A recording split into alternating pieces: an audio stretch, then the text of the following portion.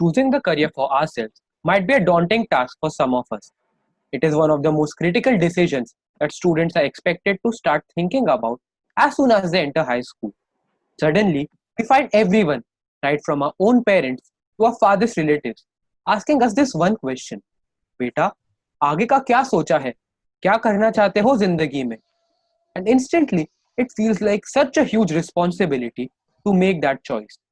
Identifying this as a problem, Vishwajot has come up with a very unique program called Career Crafting. Career crafting is an attempt to help students identify what they are good at, what they're passionate about, and how they can do things that the world finds valuable. It is a program that exposes us to the world of different opportunities. As a part of this, our school invites very successful people from different industries to come and talk to us about their career choices and help us in understanding what is it that they exactly do as a professional. This helps us get an insider perspective on all different kinds of career options before we make a choice for ourselves.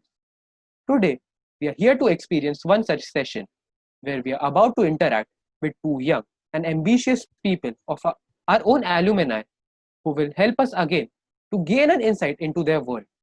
Without taking any more of your time, I will hand it over to Nandan to introduce our speakers.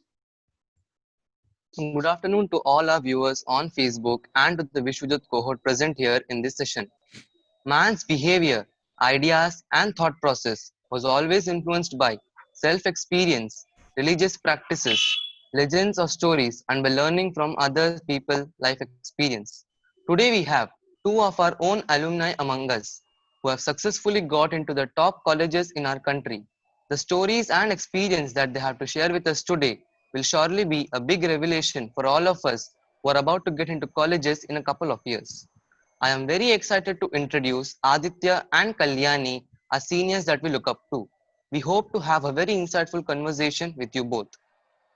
Though I have never met Aditya in person, I have surely learned a lot of amazing things about him over the short period of time that I have known him for. He's one of the smartest alumni we have had, graduating at the top of his class in the year 2013. His curiosity to explore and study the world around him and a soft spot for science led him to the most prestigious research institute in India, the Indian Institute of Science, Bangalore. He has spent the last 5 years at IISc working on some very interviewing projects in the field of neuroscience. We'll talk to him about them in a bit. His insatiable quest to explore the frontiers of neuroscience, more specifically, how the neural network in organisms like the fruit flies help in the flight control and super quick reflexes, is driving him to one of the foremost research centers of the world, Max Planck Institute for Brain and Behavior in Germany, where he will be pursuing his PhD. Kalyani, our second speaker for today, has also had a very interesting journey. She has lived and schooled in a bunch of different cities across the world like Nairobi, Singapore, Mumbai, and Hyderabad, studying at one of the top universities for liberal arts in India, the Ashoka University. She is now majoring in political science with a minor in international relations. She is in the process of discovering her academic and career interests, which is what makes her the perfect candidate for us to talk to. Getting an insight into her college experience will surely give us some exposure to think about the opportunities and the choices available to us as well. Kalyani fondly remembers her time at Vishwajot in the primary grades. She has been visiting the school every year when her parents would visit Mumbai. So, friends, without further ado, I welcome Aditya Iyer and Kalyani Garud to this session. So, Aditya, how does it feel to be back to your school after such a long time? And what are you currently up to? Hi, it's great to be back. I just returned to Mumbai last month after finishing my master's and bachelor's program at IISc in Bangalore. And I was just passing by the school and I saw that the number of floors in the school have increased to five. When I was in school, it was just three. It's good to see that the school has also grown over time. In my case, after having finished my bachelor's and master's program, I'll be heading for my PhD at the Max Planck School for Brain and Behavior, just as you said, Nandan. And Kalyani, how does it feel to come back to VJ and interact with this current student community? And how is it going for you? It feels really nice coming back. It's great talking to you all. Everything's going fine, luckily, right now. Um, So, Aditya, I would like to come back to you. We hear the word research a lot in media these days. But what exactly is research? So a major component of research is to understand what is known, finding gaps in our knowledge and trying to fill these gaps. We see phenomena happening around us and we try to explain why it's happening, how it's happening, and uh, use any and all tools available to us. So the process involves first finding a problem, understanding what has been done about the problem, trying to design some experiments and some hypotheses about what to fill that gap of information that you want to find out, and then the most important part of it, communicating this result to the research community so that the others can then use this in their own research or in their own innovations. So, the next question here is that what are the different fields of research one can pursue in? Well, research can be in any field. If humanity can think about it, humanity can research on it, and it's not limited to the science. That's what I mean to say. But the only constraint is whether you get the money and resources to do it. In fact, the roots of everything that you see around you can be traced back to some basic research that led to it, like the phone, for instance, or even the internet, for instance. When we think of the word research, we immediately think of people in labs with cutting edge equipments working at the forefront of scientific discoveries. How true or false is that image? Well, the tools we use are certainly very important in what we do. It's very essential. But it all depends on the question that one's trying to answer. The places I've been at have had uh, cutting edge tools available at our disposal, and we have used them. But again, it depends on the question and the kind of field that you're in. With the there are theoretical fields, there are fields which don't need such fancy equipment, and they do just as well. And computation, for instance, with the growing accessibility from tools available like Google Colab, which allows you to run very high computing programs on their own servers for free, it's becoming more accessible today. So again, to sum up, tools are required, but it can be done even without. So, can you tell us about your recent project at IISc? What was the most important thing about it? So I worked on insect flight. Just to give you a sense of it, do you know that mosquitoes and flies can beat their wings at over 200 times a second? That's like really fast, and they're able to do this in flight and control their movements while doing so. And they do this while maintaining very high stability, and are able to head in a direction that uh, uh, they are interested in, they might want to go towards. So I worked in collaboration with the Flight Lab at the National Center for Biological Sciences, which is another research institute in Bangalore. And my project sort of was trying to understand how the flies can fly with such stability. So it's a very tiny system packed with a lot of sensors, and and it's able to fly while maintaining energy efficiency. So first of all, it's an engineering marvel. So to be able to understand what in the fly allows for this such stability, how the information is coded in the fly, and how this information is then used to maintain stable flight. So this was one of the things I was working on for my project. So what is the most, so when you were exploring this idea, what is the thing that you, or this problem, what is some of the most counterintuitive things uh, that you came across or unearthed when you're studying flies?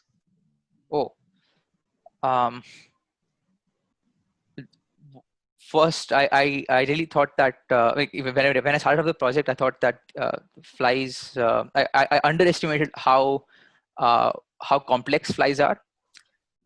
they have extremely complex mechanisms for encoding even my minor things like heading, which like for instance whether it's facing is flying towards the north, for instance, or flying towards the sun, for instance, or away from the sun, for instance.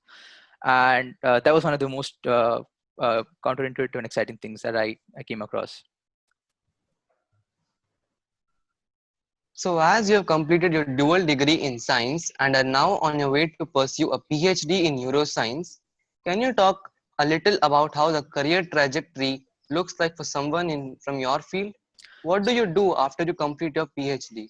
Oh, so the traditional trajectory for someone who's completed the PhD is to become a professor at a university, have their own research lab, and take on teaching duties along with some administrative responsibilities.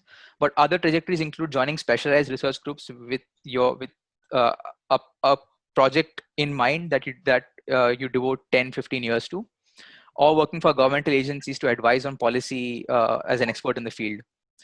I'm more personally inclined towards designing a research program of my own, and spending over 10-15 years working on it. So one of the things that I would be exploring during the PhD is to identify one such a research problem. But this like when one does a PhD, there's a lot of skills other than just science and research that is acquired. There's You handle a lot of data, you design a project from the beginning to the end, um, you visualize the data, you write up stuff, and you do collaborations with people, and all of this sort of certainly all these skills are certainly relevant even outside academia. So there's certainly a lot of scope. So, what are you going to work on during your PhD? So I'll be working on understanding how tadpoles are able to change their movement strategy from swimming to leaping in a frog. So as a tadpole becomes a frog, metamorphoses into a frog, the way it moves changes. So I would be studying how the neural circuits and function change during this process. So Very interesting research question. yeah, so this has a lot to do with understanding how behaviors develop, and the tadpole system, because of its metamorphosis, makes for an interesting system to study this question in. So, is there any particular place where you would like to work at, or a person whom you would like to work with? So in this field of neuroscience of behavior, the most important place right now is this Geneva Research Institute in Virginia. But over time, I'm sure that there'll be other centers which will come up and around the world. But people to work with, there are certainly a lot of luminaries in the field right now who have done amazing work. But the most interesting thing about this field is that it's young, and a lot of the exciting people to work with are the people who are currently my peers. So that should be something fun going ahead. Great, that's pretty inspiring. You're smart and academically very strong. If you had taken the popular route, you could have gotten easily into an IIT and graduated with a hefty pay package by now. But what made you tilt towards research then? I mean, yeah, that's certainly something I could have done. But ISC allowed me to have a choice of exploring what I wanted to do, unlike an IIT. If I were to join an IIT, I would have to declare beforehand what sort of subject I want to major in. Although IITs do have the option for changing them later, ISC allowed me to explore various subjects in the first couple of years, do projects in different fields, and then choose what I wanted to do. And I'd heard about the labs at ISC, and like joining ISC would have given me the opportunity to work with them, which I did, and that's helped me a lot. Did you always know that you wanted to get into research? If not, what sparked the curiosity in you to explore this as a career option? I did not know about that one could do research as a career until I was in 10th. So the school, Vishwa organized this trip to the Tata Institute of Fundamental Research, which is a research campus in Mumbai. And that was the first time I got to know what exactly happens at a research institute and the fact that you can do that full time.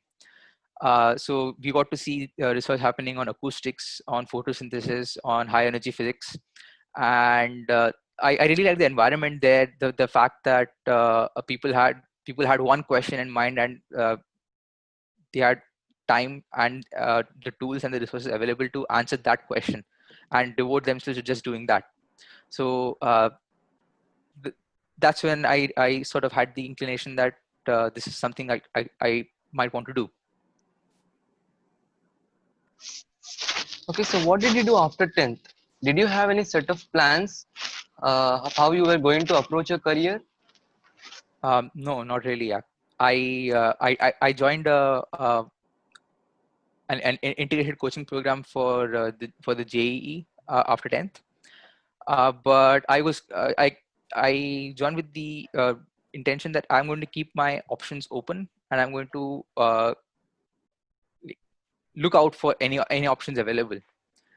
So through a series of unrelated events, I came to know about this exam called KVPY. I came to find out that the Indian Institute of Science has a bachelor's program, and I applied to it.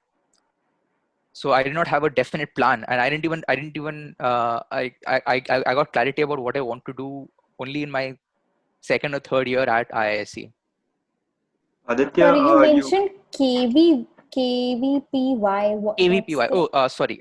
That's the sort of the entrance examination for IISc. It's a Okay. scholarship examination. Oh, okay. So IISc offers admissions through that program. Sorry, Mayank, you were saying something? you were also talking about an integrated course that you did after 10th. Oh, Would you like to talk about that? that was for What the JE courses, the standard stuff that most. what does that mean? Like, were you only associated with a coaching institute, or were you also doing your school? It was only with this coaching institute. Like they associate you with the school on paper, Okay. and you go to the school once or twice, but it's mostly at the coaching institute. All right. So Uh, you spend most of your time there then. yeah. It was a brutal time, but that's done. That's in the past. So can you talk about this KVPY? Like, how is it different from JEE? What is it testing differently? How do you It's get in? Like, it's what actually does quite one have to do? similar, except for the fact that you also have biology in it, which is an optional subject in 12th for the exam that it's given. The exam itself, the program itself, the scholarship program itself is structured as an exam first, after which is an interview, and then scholarships are given accordingly after the interviews. So prep wise, it's the same as the JE prep plus biology. Okay. So now I would like to dig into your school life a little now.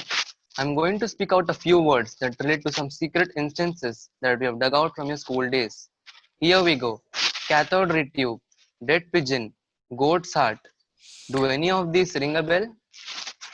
Okay, prefacing this, in they sound very dangerous, these things, but in school we had a small group who had a strong drive to physically see what we were learning in school, and we had learned about cathode ray tubes in ninth, and we had learned about the structure of the heart and how it functions. So in our classroom, on the top there was a sort of an attic, open space where they put a lot of these old monitors. So we took one out from there and went out to the place near the basketball court and broke it apart. So this is those old monitors, which is a large one. So they actually have a CRT in there to visualize what you see on the screen. So we identified different parts of the cathode ray tube, and uh, we did this with some safety. So that's important. And again, for the goat heart, we really wanted to, like, we saw 2D images and textbooks as to how what a heart looks like. Hmm. But given that we had butcher shops around us, even near Jalvayu, we just went there, asked them for a heart, which we actually got quite easily. And we sort of again cut it open and saw the different parts that we were reading about, and traced out the different the auricles, the ventricles, and the tubes that we learnt about. You're missing the pigeon. Oh, okay. That was just a curiosity-driven psychotic thing, perhaps. We had a pigeon which had hit against the walls of the school and had fallen down and was dead. We got a dissection kit from one of the. This is not a school curriculum or an extracurricular activity. This wasn't sanctioned by the school. I'm saying that beforehand. We got a dissection kit from one of the shops near us, and we sort of uh, tried to open up its skeleton a bit and see its organs, because the avian structure, the bird structure, is very different from the human structure, the mammalian structure that read in textbooks. Wouldn't recommend the pigeon, but would recommend the cathode ray tube and the goat heart. Okay. Why wouldn't you recommend the pigeon? Like, That's a bit unsanitary also, and okay. it's very difficult to actually do it without supervision. Because and Aditya knows this because he tried to plunge a knife into the pigeon. Oh, we are naming people now. Okay. Mayank was okay. I have also found that you have lost a lot of weight when you were instigated by someone back when you were in 10th grade. What is that story about? Are there any lessons from that incident which might be useful for us to know? I was a bit large when I was in eighth and ninth, and one of the teachers took notice for this and motivated me to sort of work towards that aspect also. So I ran a lot, I skipped a lot, I cycled a lot, and lost a lot of weight. I don't know. I mean, there was one thing that the school helped, like one thing that one thing that I take as a positive from the school experience, the fact that I became a bit healthier. Uh, so the takeaway would be healthy, work on that aspect also, perhaps. So, Yeah. for us friends who were with Aditya during that time, Aditya had completely transformed after that particular incident. He had started running marathons, and we were like, कि यार ये क्या हो गया इसको? मतलब, how did he like just flip overnight? But he had put in a lot of hard work. I used to go running with him. I had gone running with him once or twice, and I could barely keep up with him. So, I think the kind of dedication and determination that he had shown at that time, I feel is pretty important in other aspects of life as well, and maybe he has carried that forward with him over these years. Thanks, man. What kind of a student were you when you were in school? Did you study all the time or did you also chill? No, I like to think that I chilled a lot too. When I was in school, we had open access to the school even after school time, and we took full advantage of this. We would come in the evenings to play at the basketball court, and around the same time, the Central Park was also being constructed. So there was some security there, and we had free range to do whatever we wanted there. So we had a lot of fun during school, even outside academics. Yeah. So Aditya, what is the best memory that you have from your school? Yes. So outside the director's office, there used to be this tank where sometimes they put caterpillars, and then you would watch metamorphosis happening. And you'd come in every day to see if the butterfly emerged yet or not. And that's just one of the things that I remember well. It's just fun to wait and see that metamorphosis in tanks happening, or like try to observe that happening there. This is would the like ground floor. Yeah, sorry, Vedant. no, you continue, please. Oh no, I thought you were asking. Never mind. I would like to now come back to you, Kalyani. You have chosen a very different discipline than Aditya. Can you tell us what liberal art really is? What does it involve? And how is it different from arts? So, liberal arts is quite different from arts in the sense that it involves a lot of other academic disciplines, including the sciences and the humanities. Um, Liberal arts is basically an interdisciplinary learning where you construct your own academic path. So a lot of people who are pursuing liberal arts choose their own courses and put it in such a way that they can major and minor in whatever they want and follow the pace at their own level. And liberal arts also is a way for me especially to like explore a whole range of disciplines before zeroing down on and saying that this is what I want to do and this is where I see myself in the future.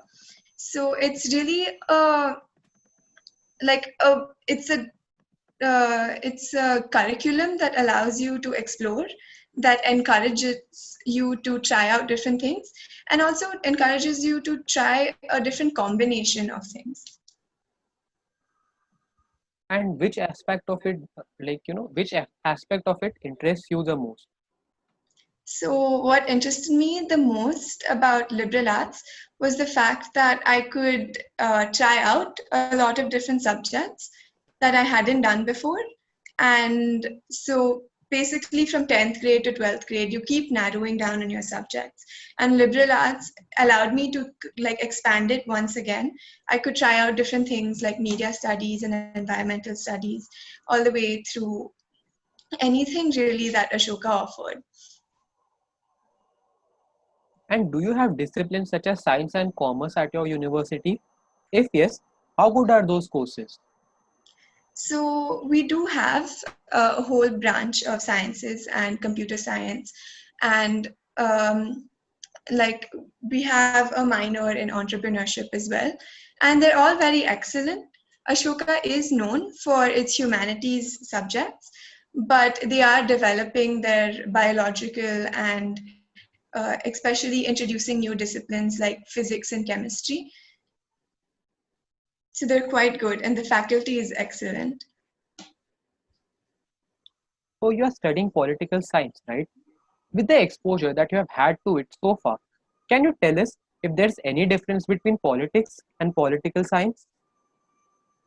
So the main difference between the two is politics is the work, the actual doing of politics, and political science is the learning and the knowledge acquiring and the studying of systems. So politics is more practical, and while like political science is more theoretical, right? So a lot of politicians and a lot of government workers and policymakers practice politics, and political science you study about the individual, the group, the corporate, the international levels of power and other structures of society that we exist in. That sounds great. Well, we'd like to know a little about your background. Can you talk to us about where you grew up, where you went to school, etc.? So I grew up a little bit all over. I was born in Mumbai, and I've been in Vishwajot for a majority of my kindergarten years. And then after that, I was in Nairobi for a bit. And then majority of my like middle and high school was done in Singapore. And currently, the past 11th and 12th, I've done in Hyderabad. And after that, I went on to Ashoka in Sonipat. Okay. So when you were in school, what did you want to become when you grew up? And is it still the same? So I didn't know at all what I wanted to be. I kept hopping all over the place. I moved on from pilot to veterinarian overnight. And then like every other book I picked up, I was like, this is what I want to be. But I really feel that it did kind of like the hopping reduced over time as I eliminated more and more paths that I really didn't see myself doing. So I think continuing on, I'll keep narrowing it down. Very relatable. So I know that you were very young when you were studying at Vishwajot and then you left after the third grade. But is there any memory about the school or about your friends or anything else that has stuck with you all over these years? So the thing I loved most about Vishwajot was that anytime I came back, even though I wasn't part of the school, it was always open for me. So I was in fifth grade and they just took me into the pottery class with my friends and we were just making little pots. And then I went to like a computer science class in like seventh grade and it was just very welcoming. And it was like all of my friends remembered me and then we had a lot of fun playing basketball and stuff. So it was, even though it was like 1 or 2 days a year, it still meant a lot. That sounds pretty interesting. Now let's talk a little about your college. If you were to describe Ashoka University in one word, what would it be? The one word that comes to mind immediately is free, but not in a monetary sense, rather in a all-encompassing freedom kind of way, where academically you're encouraged to not restrict yourself and box yourself down into this one stream. You're free to choose whatever you want. In the discussions that you have with your peers and with other people on campus, there's a lot of the times the distinction between the professor and the student is not as rigid. It's very depends on the professor, of course, but I've been very lucky to have a lot of informal and a lot of nice and enriching talks with a lot of my professors, and it's been really nice. It's just a very, at least for me, it was a very accepting campus. It's quite progressive in the sense that all identities are accepted and you're encouraged to be who you truly are and voice the opinions that you want to voice. So I'd say free. And which aspect of the university do you like the most? Academics or the extracurricular activity? So I'd say like I love hanging out with people and just kind of, I like, on record, I have to say I love going to class, but really what makes university is the friends you make and the places you go and all of the fun things you do in between classes. And what sort of extracurricular activities do you have access to? And why do you think are they important at Ashoka? So in relation to access, we have sports and theater and music and all of those facilities on campus which are free for you to use at any time. Um, they are very important in, especially in a campus like Ashoka, which is residential, where you're not really leaving campus that much. So when you're spending 24 hours in a place where the main focus is academics, it does get a little boring to just study, and extracurricular activities just help you take your mind off of it or just do what you like and just have a fun time. And you have been involved in two clubs at Ashoka, Neve and Ruhi. Would you tell us a little about them? Yeah, so Neve is a community engagement club at Ashoka. Since Ashoka is located in a relatively remote place in the middle of all of Haryana's khets, so we have a village right across of Ashoka called Asawarpur, and Neve is basically a club that engages a lot of community bonding between the people of Vasarpur and the students of Ashoka. So I worked with the arts team where we had a couple of primary school kids come from Avasarpur to campus and we used to teach them art. And that was a lot of fun. And with Ruhi, it is an initiative from Ashoka students where uh, campus like the supporting staff, like the bhaiyas and didis and all of them who want to learn English to just improve their basic level of English, they can approach the mentors, and we are assigned to like 2 to 3 bhaiyas or 2 to 3 didis, and we hold like 1.5 hour classes every week. So it's just a little bit of like basic vocab and like just English that we teach them. So this last semester I was assigned to 2 bhaiyas from the transport department, and it was a lot of fun because they had a lot of insights to give about Ashoka, and it's always fun talking to like people with insider information. Okay. And here comes the question that interests most of the children. Do you guys have a lot of fests? What is the experience like?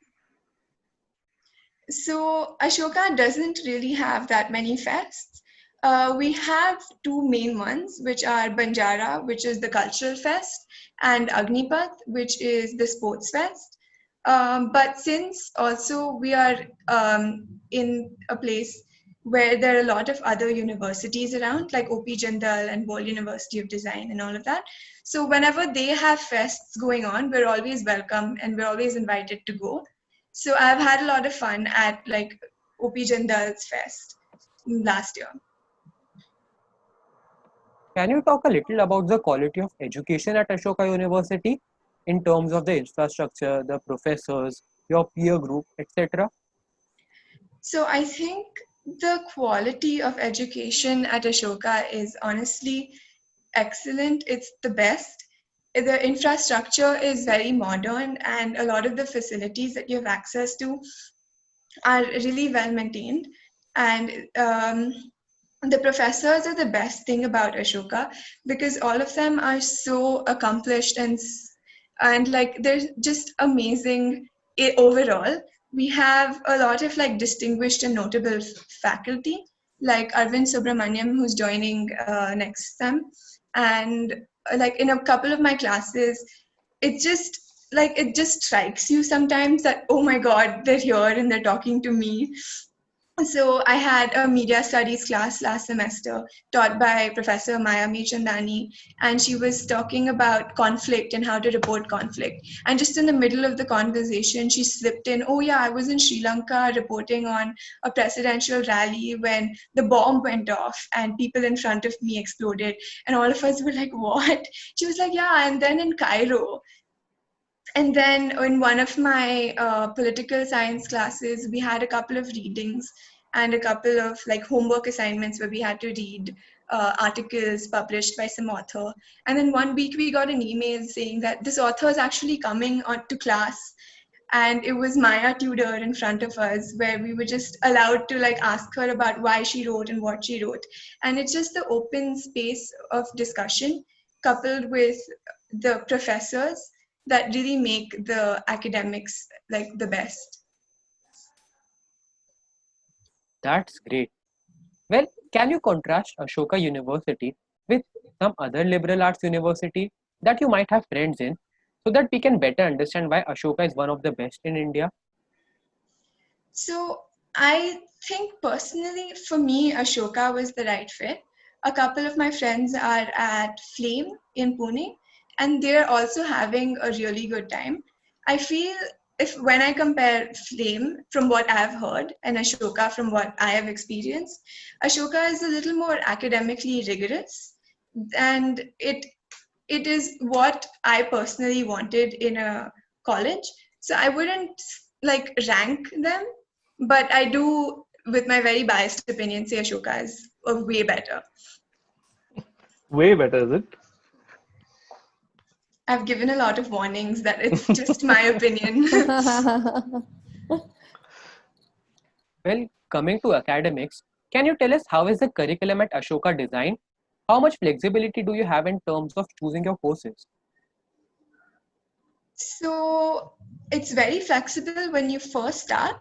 All first years in their first semester aren't really allowed to take courses that contribute towards their chosen major or their declared major. So we have to take a bunch of foundation courses from buckets of disciplines that they've offered us. So you have to take an environmental studies course, and you have to take one about Indian civilizations, and you have to take one of the sciences, and you have to take one in the humanities. And basically, because of the you have to do this and you have to do that in a wide range, um, this really allows you to step out of your comfort zone, and it allows you to experience a lot of different disciplines in a way you have never been taught in school. So that's where the flexibility comes in, because even though you have to do certain disciplines, you can choose which specific course you want to do within it. So after you're done with all of your foundation courses, in your second semester, you can actually start taking introductory courses towards majors that you're looking for. And it's not a very linear type of progression where you're supposed to do course 1 and then course 2 and then course 3. You can really bounce around with what you want and what you want to try out. So in my second semester, I tried out an intro course to history, one in IR and one in political science. And because I did all three, I realized that history wasn't something that I really wanted to do in the future, and then I could drop it. And in the coming semester, I'm really only taking courses in IR and Pol, So, couple of things. One, what is IR? international relations. Okay, and the other thing is that when you applied to Ashoka, you wanted to do history as a major, right? So, how can you talk about that change? Yeah, so when I applied to Ashoka, I was in love with history. All of my high school history teachers had been amazing. I'd read like Yuval Noah Harari's books, and I was like, this is what I want to do. But then, as I really entered university and I saw the curriculum structure of both history and Pol, it was like it became clear to me that I only really liked the parts of history that had diplomacy and political conflict in them. So I really liked the wars, and I really liked analyzing, like, stuff that happened in the Cold War and stuff. While I wasn't as interested in the civilizational and normal daily life and just, the architecture of old buildings.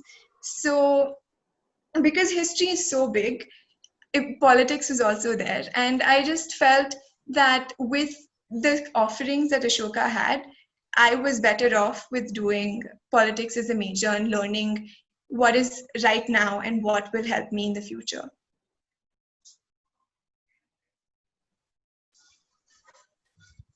And would it be right to say that you got into liberal arts only because you wanted to sort of experience and experiment with different subjects and find your interest before choosing a particular one? Yeah, that would be absolutely right. That's it. And lastly, how do you get into Ashoka? Like, do you take an entrance exam or do you apply directly? What is the admission process like? So the admission process to Ashoka is in 2 stages. The first stage is an application which you fill in, which is just your normal university application with your education and your extracurriculars and your co-curriculars. But it also has a couple of essays that you need to write, whose prompts keep on changing from year to year. And if you get through the first stage, you have an interview stage where they ask you about yourself, and the interviews, they really grill you, where they like pinpoint stuff that you've written in your application, and then they ask you about your interests and, like, why you want to join Ashoka. So there's the interview, and along with the interview, you have to give a 30-minute on-the-spot essay. So it's just an argumentative test of how you construct your points and how logically you put forward your argument. And it's just 30 minutes, you do it on the spot. It's a paragraph or 2 that you write. And along with that, there's an optional Ashoka aptitude test, which is a little similar to the SATs and the ACTs that you take for like US admissions. And it is optional because if you have taken ACT and SAT, you can choose to submit those scores instead of taking the test. Wonderful. So we heard from Kalyani what a liberal arts college looks like. In what ways, Aditya, In your understanding, is IISc similar to and different from Ashoka? Um, uh, we also have a lot of flexibility in the sort of curriculum that we study. We have flexibility.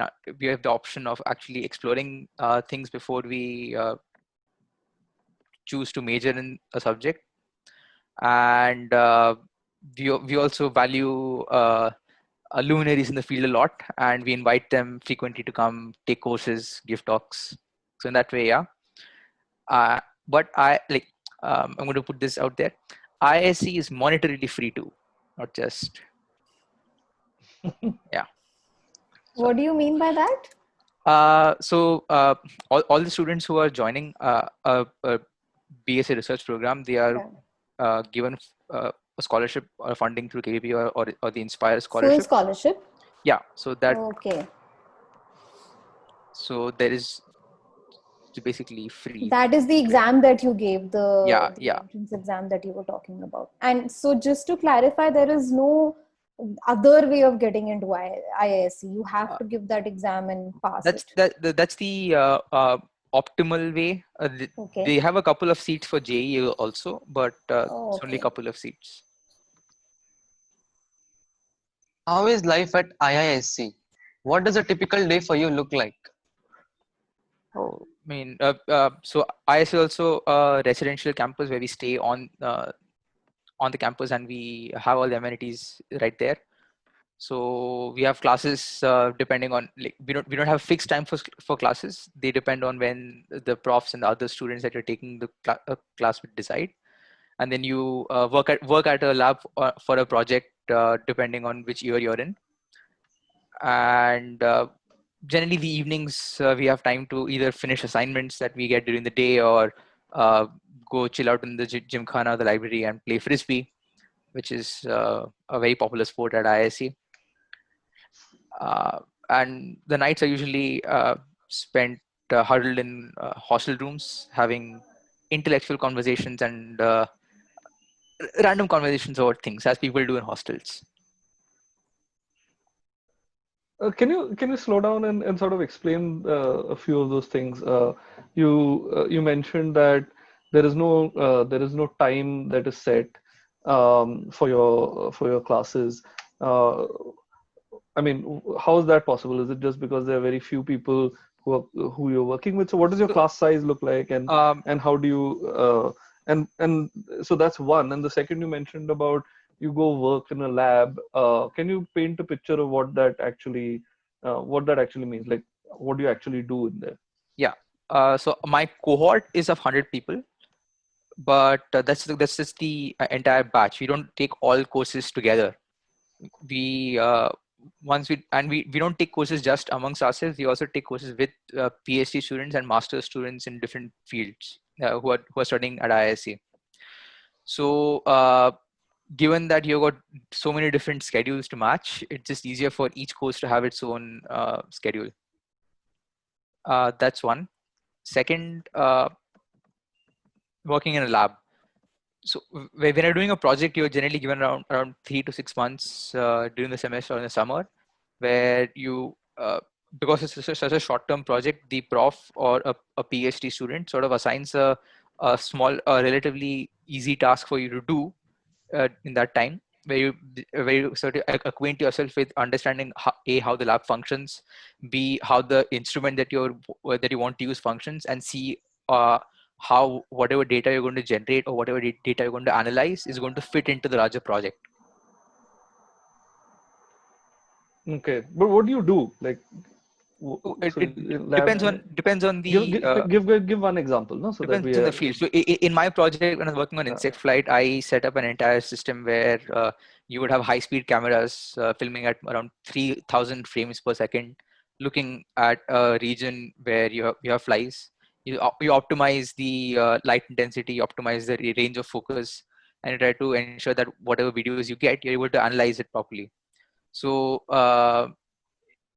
so in my case, I was basically trying to uh, design an experimental setup which can be used to collect good data, which can be analyzed easily.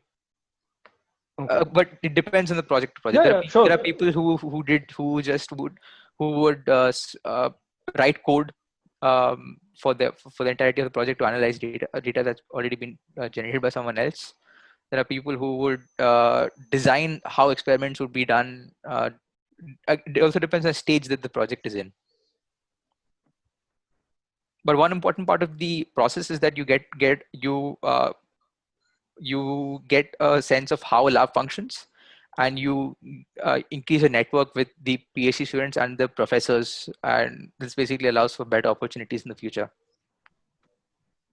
Now, can you talk about that? Like, almost everyone so far thinks that the way you progress is you give exams, you get into college, and then you give another sort of entrance exam into one of these companies, and they interview you and you get in. What is the networking, and how does that sort of help you get a job?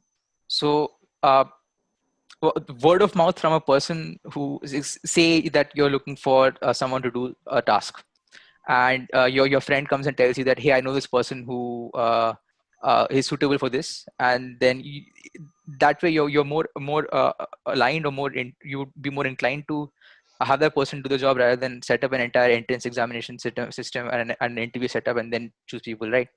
So even academia and research is sort of set up the same way. There are people you work with who have spoken about their work in conferences and talked to other people who in the same field and have collaborated on projects with them and are on good terms with them. And then if they have an opening for a position as a PhD student or as a project assistant, and I were to be interested in that, this sort of network makes it much easier to apply for positions.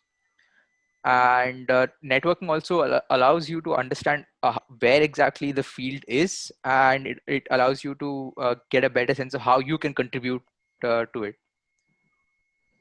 Great, but what is networking? What do you mean by networking? Having people know what you can do and knowing what other people can do, so that you can help connect people over time and improve the way they might want to do things. Okay, My so basic understanding. Sorry. how do you network? Like, what do you mean by I was networking with someone? What does that mean? In the sense that I spoke about, doing a project would be some sort of networking, but networking could also be something that you would do at a conference where you meet people who are doing some project. You tell them about your project, and you sort of have their contact with you. They know what they know your skill sets, and you know theirs. So that in the future, if the need may arise for an exchange of skills, it's available. Okay, cool. So who are professors at IISc?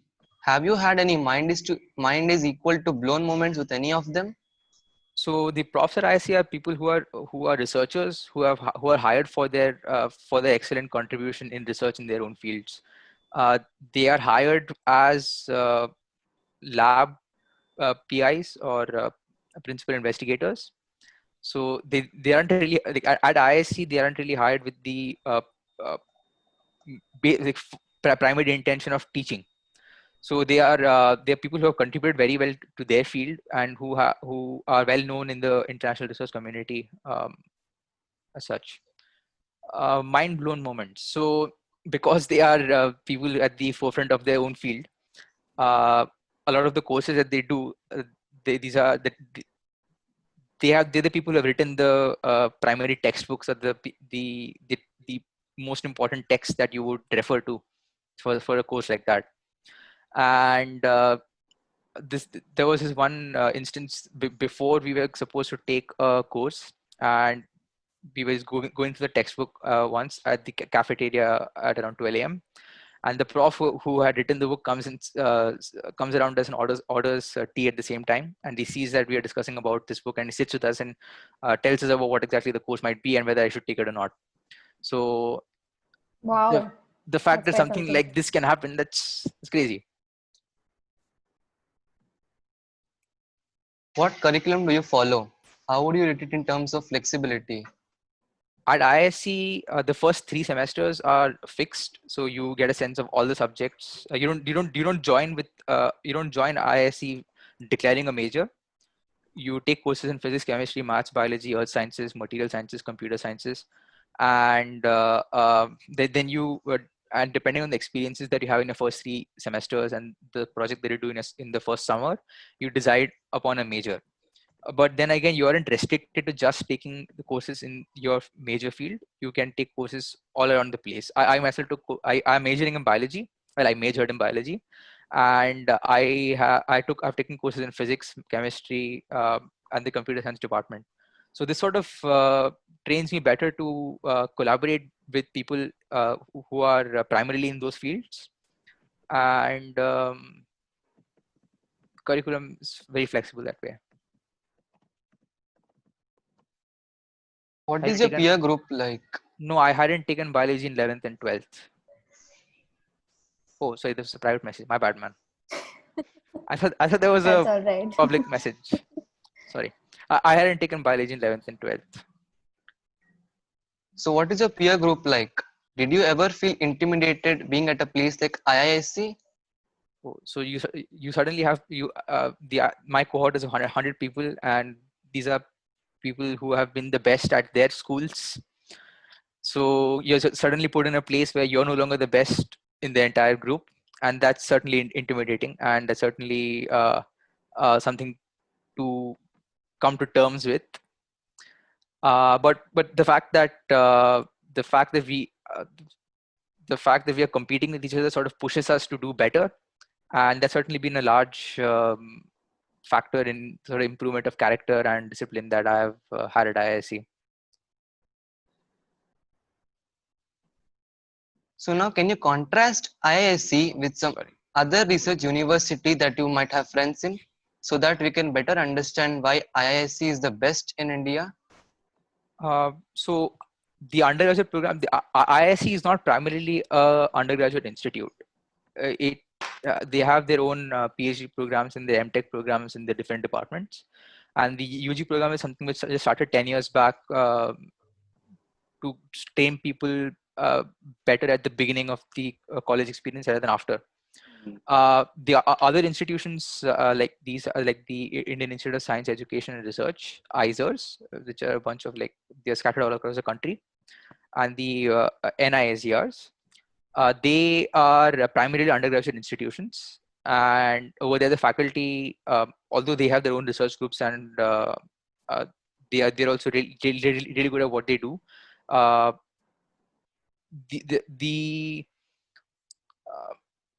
The sort of opportunities that are available at IISc sort of exceed what's possible at the other institutes right now, at this stage at least.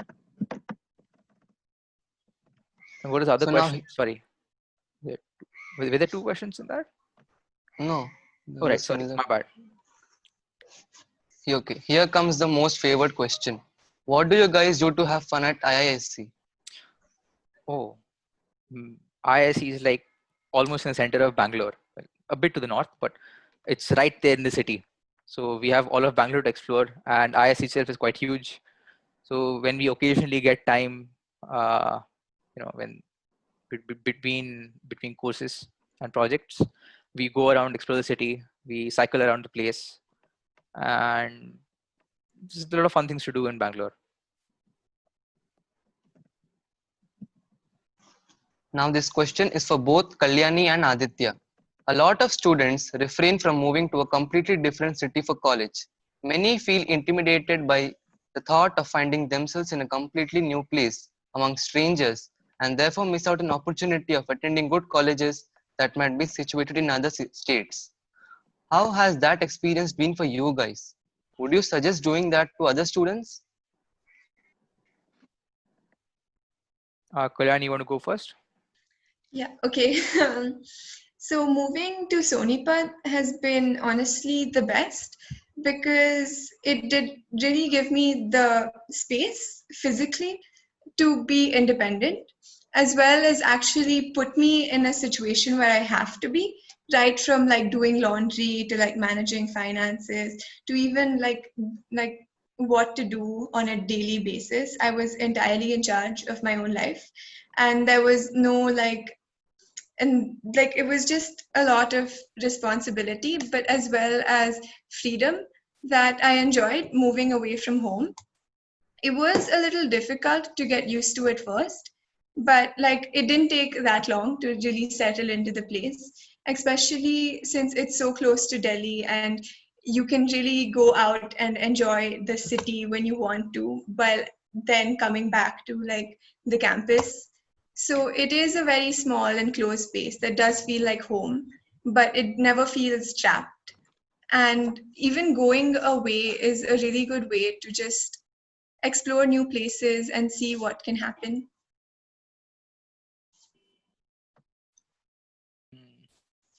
Yeah, Aditya? I mean, in my case, getting away from home and being in a place where you interacting with people from all over India, from different backgrounds, who have um, this basically challenges the ideologies that you have held before, and it opens you to sort of uh, improve upon improve upon your own understanding of the world, and living alone and trying to manage your own time is something that I think everyone should have an experience of doing before they get into the before they leave college, at least. Can you So talk can about you one tell? of those things Uh, that you said changed your ideology? Oh, right. So a lot of the things that I take for granted, given my background, which would sort of put me in the mid right wing, so changed over time at ISC when I sort of understood how exactly these impact people from different backgrounds and other backgrounds is not mine. So that's definitely one of those things. Something I'm going to push you to be a practice. little bit more specific. Oh. uh, no, let's take taxes for instance. Something as basic as that. You have some things that you understand about that you before you join college, and then once you do, you sort of understand how something as simple as taxes impacts the lives of people uh, who are not in the same background as you are, who aren't as uh, privileged as one is.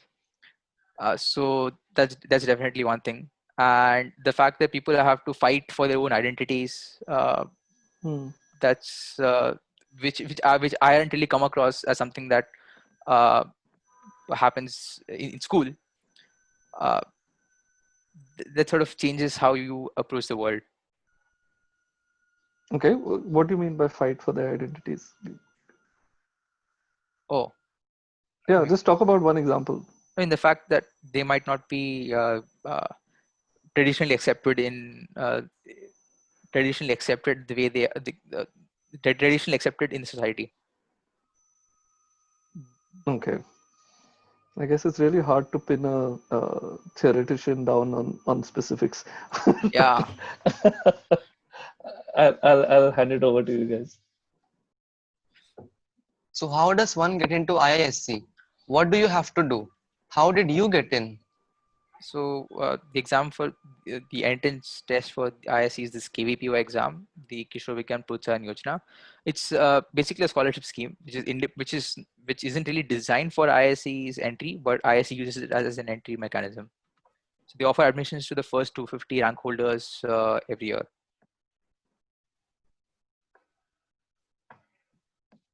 So And finally, okay, continue. yeah, my bad. I thought the question was done. So finally, can you name some of the best colleges for research in India? Uh, so as an undergraduate, there are the Indian Institute of Science, Education and Research, ISERS, who have their own entrance exams and also take in people through KVPY. There are the NISERs, and these are majorly for undergraduate programs. For say a project assistantships or places where research happens independent of UG programs, There's the Tata Institute of Fundamental Research in Mumbai, in Hyderabad. There's the National Center for Biological Sciences in Bangalore. There's IISc. There's the International Center for Theoretical Sciences in Bangalore. The Center for Mathematical Institute in the Chennai Mathematical Institute in Chennai. And basically, there are lots of places all around India, depending on the field that you're interested in. But as an undergraduate, there's IISc and ISERS. That would be the best place to go. The right other route question. is to, if I'm not wrong, Aditya, is to do a graduate course like an MSc for in any science subject and then pursue research, right? Yes. That So would the be the other other places, I direction. mentioned, that the National Center of Biological Sciences and the Tata Institute of Fundamental Research, they take in people after their masters Right. or a PhD course or project assistantships. A right question has always led to a great discovery, like as simple as Newton's interest to know why an apple falls to the ground, leading to the discovery of gravity. Science helps our understanding of the world around us and leads to improve our capabilities to find solution. Everything we know about the universe, from how trees reproduce to what an atom is made up of, is the result of scientific inquiry, research, and experiment. From Aditya's story, we realize that the world needs people who are curious, passionate, and care about knowing more about the world that we live in. We wish Aditya all the best in his endeavor and hope we develop the same kind of passion in pursuing things that can make a great positive impact to our society. And what I learned from talking to you, Kalyani, is a college is a place where you sharpen your skills, have experiences in your desired field of work, and most importantly, get to learn new things. It forms one of the most important aspects of us transitioning from teenage to adulthood. This experience enriches us for life and helps us understand who we truly are as a person. Therefore, making the most out of this experience should be our goal. And the way to make this experience truly valuable is to make it to a really good college. And if I draw a common conclusion from Kalyani and Aditya's talks, the thing I understand is if you are not sure about what career you want to choose, but have a general sense of which way to head in, get into a top college and then figure it out. You can always experiment with your courses and tailor them to your liking. So Aditya, now I would like you to make a final remark that why should young students who have liking for science and mathematics get into research? Why is it important? Well, the feeling of discovering something new, having a thought that no one else has had before, and sort of getting a sense of what has been done, and then looking at, like, trying to gaze at how you can improve upon what's known. That's a damn fascinating thing to do. And if one has the inclination to do so, and uh, if I say the curiosity to do so, one should definitely do it, because even the tiny possibility that what you can do can change the world or help someone is worth the effort. So, if you, like the you might have heard about CRISPR, for instance, or it's a gene editing tool right now. Yeah. So its origins are traced back to people who are working on understanding how bacteria metabolize glucose, metabolize phosphates. So something very completely unrelated, but they stumbled across a mechanism which is now the most controversial and exciting thing in biology. So the fact that basic research can lead to large consequential effects even in humanity, that's a pretty good reason why someone should get into it, given that they have the interest in it. Kalyani, And sorry, I'll just and please go ahead. there are increasing opportunities and scholarships that are there to promote people getting involved in science at the undergraduate level. There's the Inspire Scholarship and there's the KVPR Scholarship. And there are also internships that one can do in high school and in the time between in high school. So you can just look at the different research labs that are there in places around you and just mail them about projects if you're interested. So this sort of gives you a chance to try out things and explore what you might want to do even before joining college.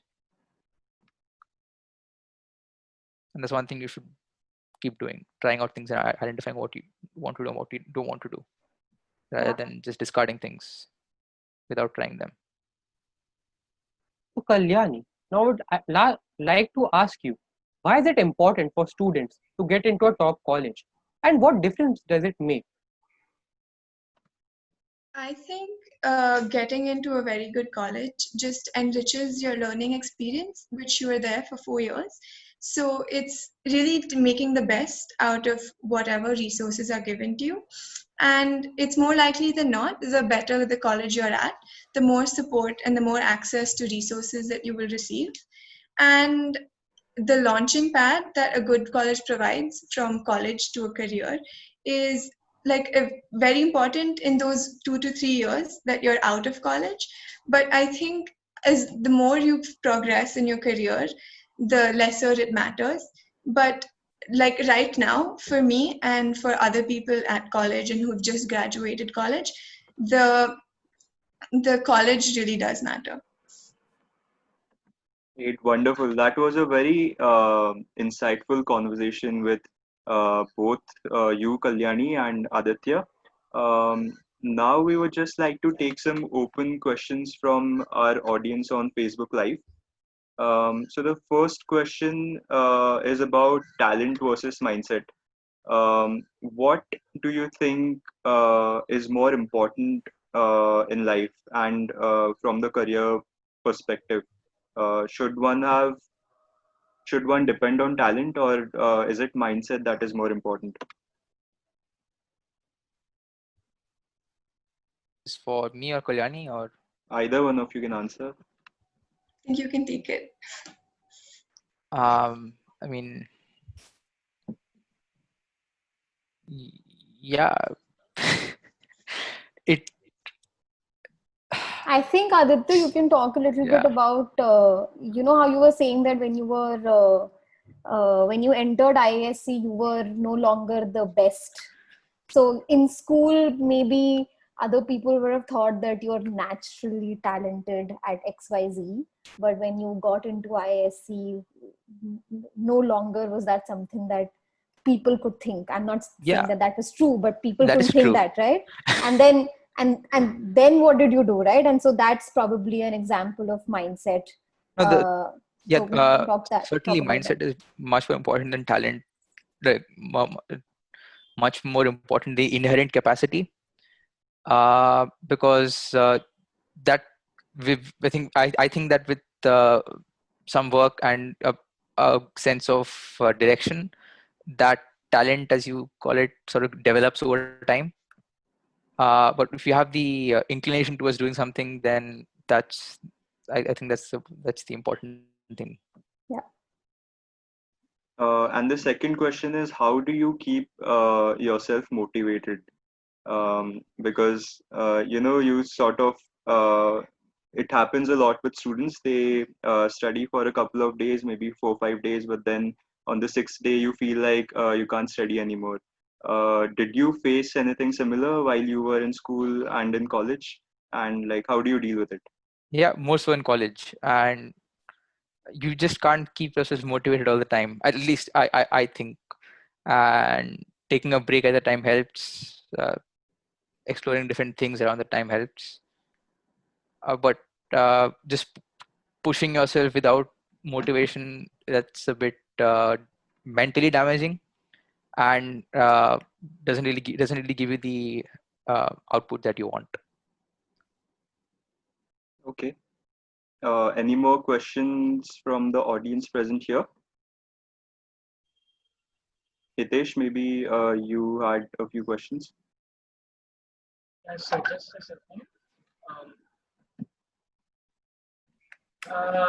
Aditya, see, whenever we are getting into research, but you're not yet in college, okay, let's say you have some ideas which you're wanting to work on.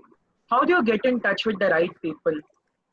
So look at the different institutes that are there around you. Look at just if you go to Google Scholar or even a simple Google search of who's working on such a field, Okay. you will find the email addresses, and uh, like Just approach in my anyone. experience, in my experience, people are more than happy to receive mails from interested people about their work.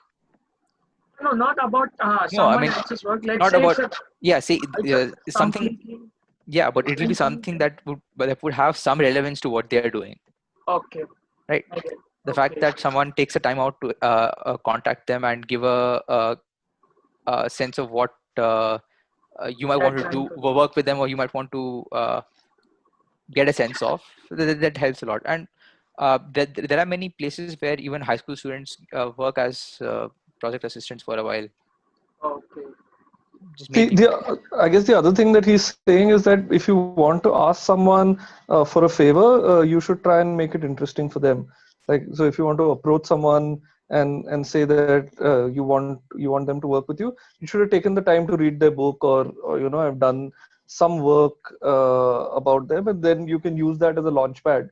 Everyone loves a good flattery, so if you Yeah. tell them that, like, I've read this, and this part of your book was so fascinating, and that's going to make it much more likely for them to read the rest of your email, and sort of maybe give you what you wanted. Okay. Some ground theory from their side. Got it. Yeah.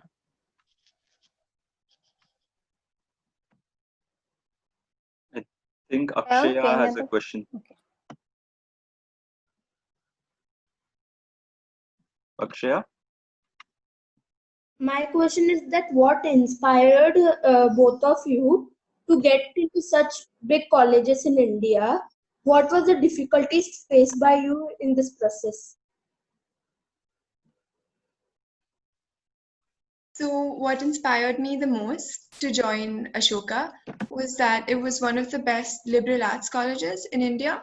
And since liberal arts is such a new field, in India at least, that many colleges are still getting established. And I was very clear that I wanted to do liberal arts. So, one of the difficulties that I faced when I was applying to Ashoka was that the application process was a lot, and I wasn't very confident that I would get in. And there was a lot of hesitation from my side to do, like, should I or should I not? And should I say this or should I say that? And I think, like, just being underconfident was a big issue from my side when I was applying to such institutes.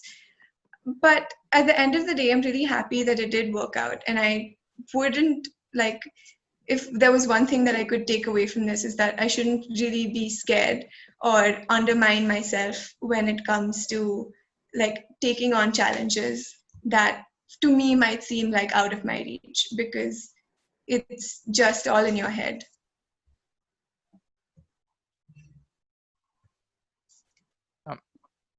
Aditya, would you like to say something? Yeah, in my case, the hurdle was that I didn't know that some place like ISC existed until 11th. Had I known about that, I certainly would have been better prepared for getting a sense of how one would get into it, and not just leave it up to chance, which just worked in the favor of me. Did you have to study and prepare a lot for the entrance? And how was that process? I also have a question that how have you prepared yourself for your examination? Sorry? Could you repeat your question again? My question is that how have you prepared yourself for your examination?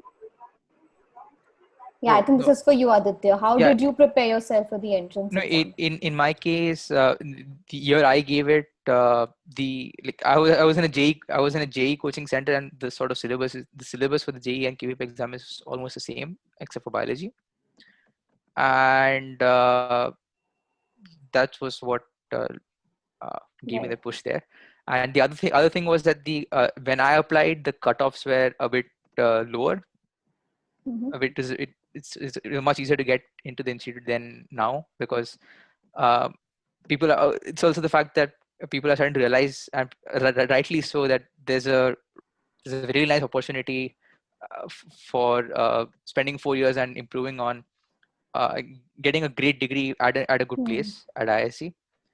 So the timing, the sort of everything aligned, and that worked out for me. Yeah, but in my case, it was certainly been better to know about the fact that places like beforehand, and I hope you guys got a sense of that. Back to you, Mayank. I think Parimal has a question. Aditya sir, I wanted to know that how did you study, means how did you manage your time and all things, all the stuff like being equally means like there should be equal amount of cleanliness and there should be equal amount of study. So how did you manage that?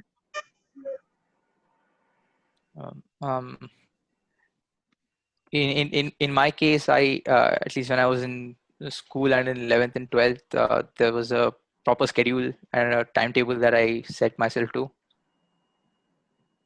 which allowed time for many things. That helped a lot in sort of managing time. Okay, so you mean that a schedule, a proper schedule is needed for this. Yeah, there are certainly other methods, but this worked for me. I mean, having taught him, I guess the other thing was that he genuinely liked the material, right? He's genuinely curious about what he's studying. So if you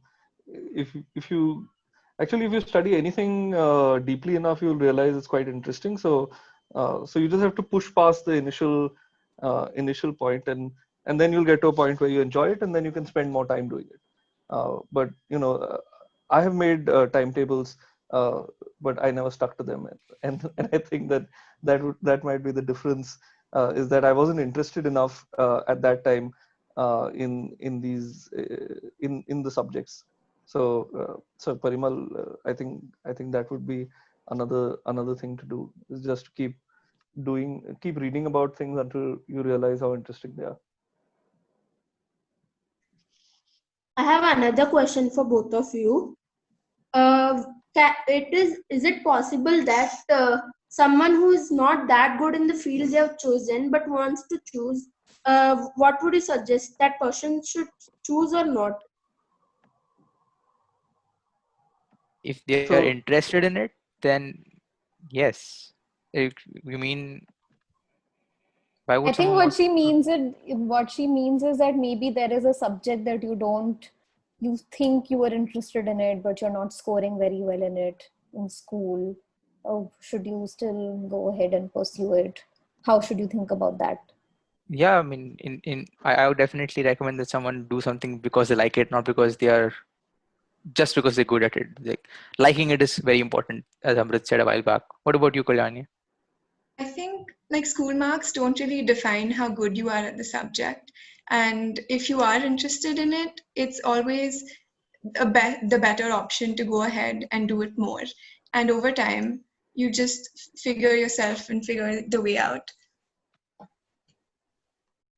I think what I would add to that, Akshaya, is that if you are spending time learning or doing something beyond what the school exam or the board exam requires of you, that's the real test of how interested you are in something.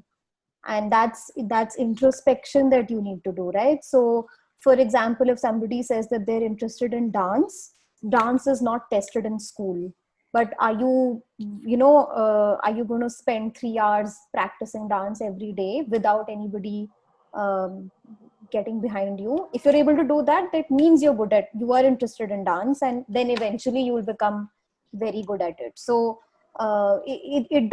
you do need to introspect really what interests you. Is it, can you spend a lot of time doing that? And if that's true, then you'd become good at it eventually. Okay, any more questions? Okay, I guess not. So we are good to close the session for today. I would like to thank both our speakers, Aditya and Kalyani, for taking out the time and coming here and talking to our students and giving them a very important perspective on choosing uh, col- A, colleges, and B, courses that they would uh, be, pretty much, if they select a course, they will pretty much be in it for the rest of their lives. And I think it was a pretty important perspective that if you aren't sure what you want to do, what career you want to pursue, I think the most important thing for them to do right now is just explore things, explore your interests, and try to make sense of what you're liking, and if you would really want to do that uh, in the future. And I aim think, for a yeah, college that lets you explore your interest. yeah, that lets you customize your courses so that you can sort of try and figure out if you would really want to make a career for yourself in that field. And seek out for the opportunities when they present themselves. Yeah. Yeah. Explore. All right, thank you so much. Cool. Thanks a lot, guys. Aditya and Kalyani. I had a good time. I don't know whether you guys did any parting thoughts. No, just don't get too stressed out. It'll work itself out. All right. With that word of wisdom, I'll see you guys soon.